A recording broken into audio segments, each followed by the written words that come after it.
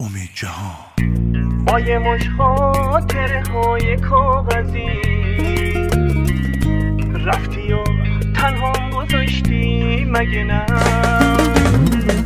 من ساده دل سپردم به چشات،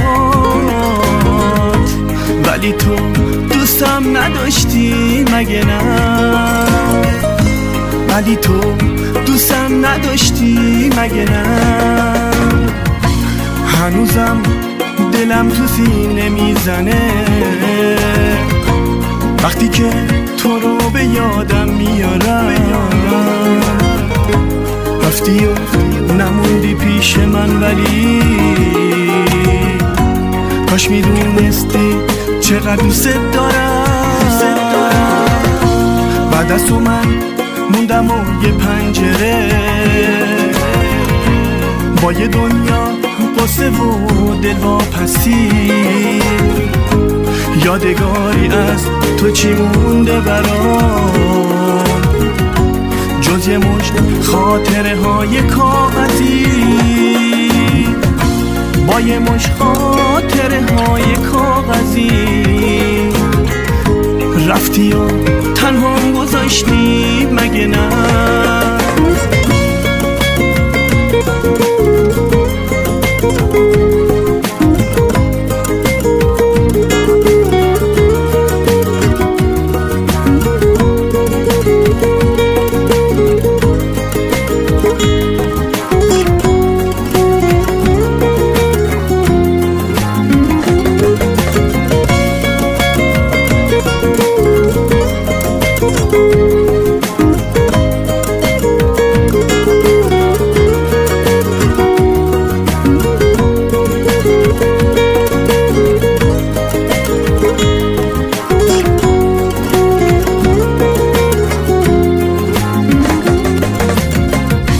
هنوزم دلم تو سینه میزنه وقتی که تو رو به یادم میارم. رفتی و نموندی پیش من، ولی کاش میدونستی چقدر دوست دارم. بعد از تو من موندم و یه پنجره با یه دنیا قصه و دلواپسی.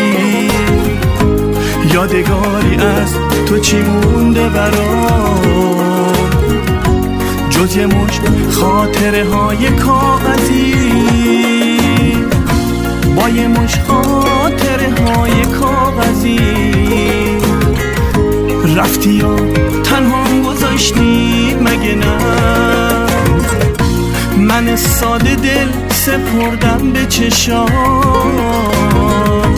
ولی تو دوستم نداشتی مگه نه؟ ولی تو دوستم نداشتی مگه نه؟